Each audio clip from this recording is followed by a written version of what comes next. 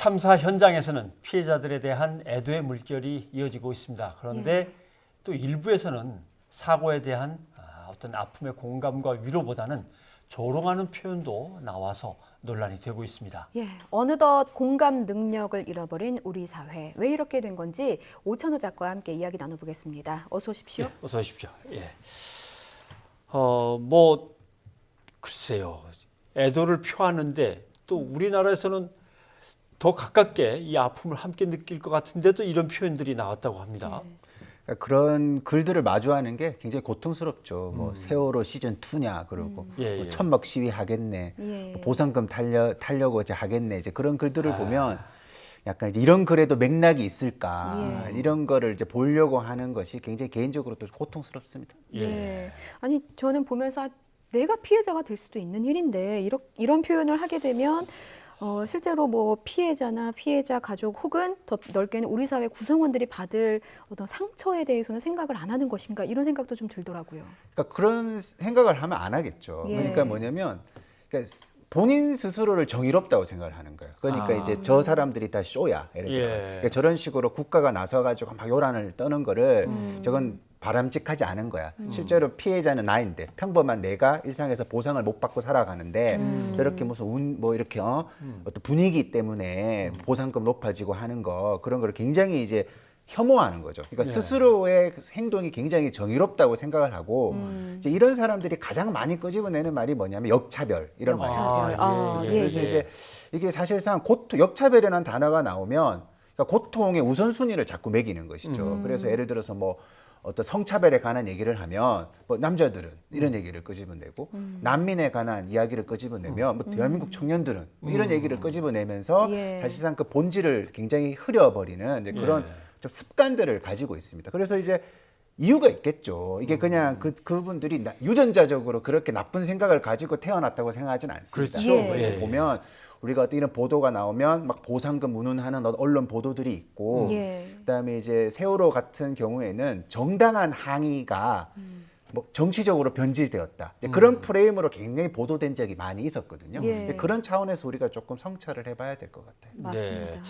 뭐 세월호 때도 그랬지만 그랜드 캐니언에서 이제 추락하는 사고 있었을 때도 자기가 잘못한 건데 자기가 책임져야지 왜 국가가 나서서 뭐 해주려고 그러는 거 아니야? 해줄 필요 없어. 뭐 이런 식으로 개인의 책임으로 완전히 이제 떠민다든가 뭐 이런 일도 봤고 이런 것들이 이제 계속 이어지는 이유에 대해서 뭐 어떻게 또 분석하시겠습니까? 그러니까 뭐 넓은 의미에서는 국가 역할에 관한 논쟁일 수는 있어요. 충분히 그건 가능한데 근데 그 경우가 그런 어떤 사람의 죽음 앞에서 어떤 사람의 목숨이 걸려 있는 상황에서 즉각적으로 소비해서는 안 돼, 소모해서는 안 되는 논쟁인 것이거든요. 그러니까 저는 개인적으로 대한민국 사회가 아픔을 대하는 태도가 좀 훈련이 안 되어 있는 거죠. 그러니까 어떤 거냐면 고등학교에서 아이가 뭐 자살을 한다든가 뭐 그런 일이 벌어지면 학교에서 다른 학생들에게 동요되지 말고 공부해.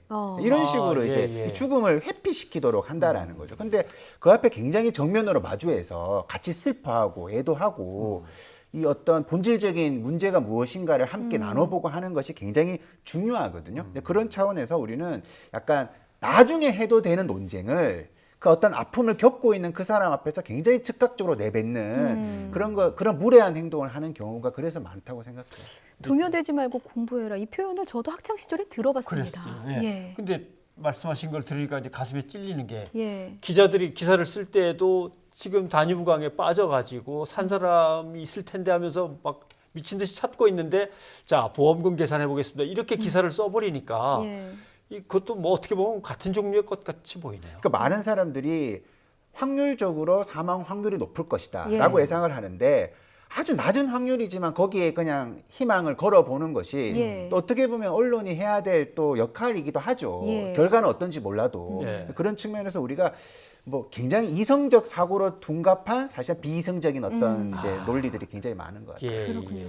그 생각해 보면 우리 사회에서 공감 능력이 좀 결여된 것 같은 표현이 문제가 된 게 이번만이 아닌 것 같은 게요. 뭐 남녀간의 성대결도 있었고, 뭐 세대별 대결도 있었고, 계층별 대결도 있었고 따지고 보면은 뭐 사회 전반에 혐오 정서 그런 적대감이 좀 퍼져 있는 것 같습니다. 원인은 어디 있다고 보십니까? 그러니까 저는 이거를 우리나라가 역사적으로 표현의 자유라는 맥락을 잘 이해를 못하는 거예요. 표현의 자유는 약자가 강자를 향해서 예. 말할 수 있는 어떤 권리, 풍자할 수 있는 권리 같은 건데 예. 원래 강자가 내가 생각하던 대로 말할 수 있다. 예. 그러니까 이제 지금까지 남성 중심 사회에서 여성을 굉장히 약한 존재로 묘사해 왔어요. 예. 그런데 어떤 여성이 일이 터지면 최근에 있었던 어떤 여경 사건 이런 거 예. 보면 봐, 저 여성이 약하니까 저런 일이 벌어지는 거잖아. 예, 예. 그래서 또 굉장히 이제 부자들이 가난한 사람을 굉장히 혐오하는, 가난한 사람 냄새가 나, 가난한 사람 게을러, 뭐 그런 식으로 묘사를 하고 있다가 예, 예. 어떤 가난한 사람이 그런 어떤 모습을 보여줬을 때